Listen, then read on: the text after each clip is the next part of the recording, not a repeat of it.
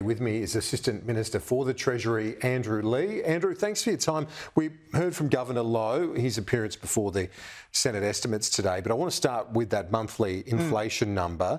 Does it mean the RBA is more likely to hike rates again next week? Kieran, the monthly inflation number is just an indicator at this stage. It'll be a full inflation measure from next year, but right now it doesn't cover the full basket, so you should expect it to be a little bit more volatile. When you strip fuel out of the equation, then inflation actually falls on this monthly number, and the fuel number seems to be largely driven by indexation, which, as you know, happens twice a year. So I don't think it's a major cause for concern. Most economists would agree with the inflation peak having passed. The Treasurer, the Treasurer said as much in question time today, that we're beyond the peak, and obviously Treasury, RBA are of that view. This doesn't shake that forecast at all. It doesn't show that inflation is more sticky than maybe the forecasters had thought. I don't think so. When you look at that core inflation measure, that's still trending downwards. But that's not to say that households aren't still under significant cost of living pressure. That's why we're pursuing our cheaper medicines policy, which the Coalition was railing against in question time today. The energy bill relief, which the Reserve Bank Governor says will take 3/4 of a point off inflation, and which the Conservatives voted against. And important measures such as targeted relief to people on job seeker and youth allowance. Governor Lowe spoke about the issue of rent, and it's almost like a self-fulfilling prophecy here, because as rates go up and then rents likely go up to help those repayments, and rent becomes this driver of inflation. It's a problem. How do you get around that? Rents are certainly going up substantially. That was one of the reasons, Kieran, why we put in place the biggest increase to Commonwealth rental assistance in 30 years as part of the last budget. We recognise that households are feeling the squeeze, and that it's important also to increase the supply of housing. Long term, the way in which you ensure that you don't get out of control rent prices and housing prices is to bring more supply on stream. I'd love it if the Liberals and the Greens would stop their blocking game in the Senate and support the Housing Australia Future Fund.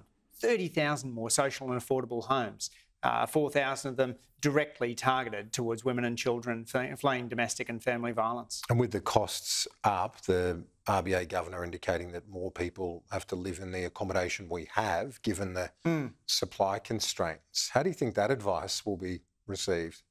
Well, I think Australians already feel that housing squeeze right across the board and recognise that it's a big issue for young Australians. It comes up all the time in my electorate, Kieran. I'll have young couples coming to me at street stalls saying that on too modest incomes, they don't know how they can raise a family and buy a home.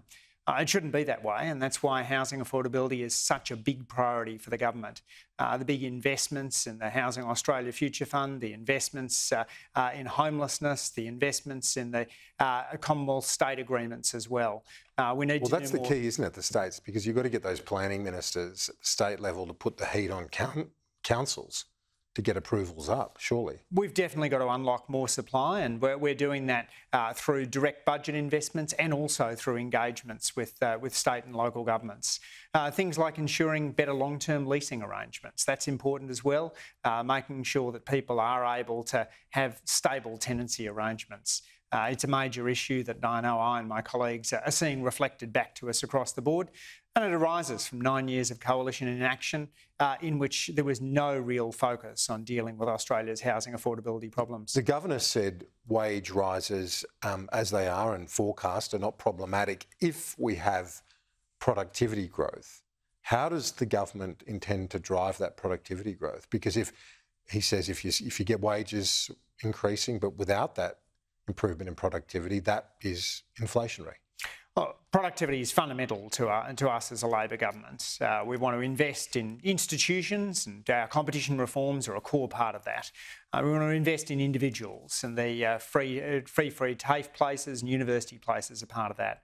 And we've got to invest in infrastructure. So what we're doing, the national broadband network and cost-benefit driven in roads and rail infrastructure is a key part of that as well. Do you need to be careful in terms of the wages, supporting the wages bid? The Treasury Secretary said very clearly we're not in a wage price spiral, and I don't think anyone imagines that Well, I don't think anyone imagines we've got an inflation challenge right now because cleaners and checkout workers are being paid too much. We've got an inflation problem because of busted supply chains the Liberals did nothing to fix in their decade in office, and a war in Ukraine. The government's working hard on the supply side, the Reserve Bank on the demand side, and together economists believe that inflation will be back in the target band within a couple of years. Andrew Leigh, appreciate it. Thanks, Kieran. We'll talk to you soon.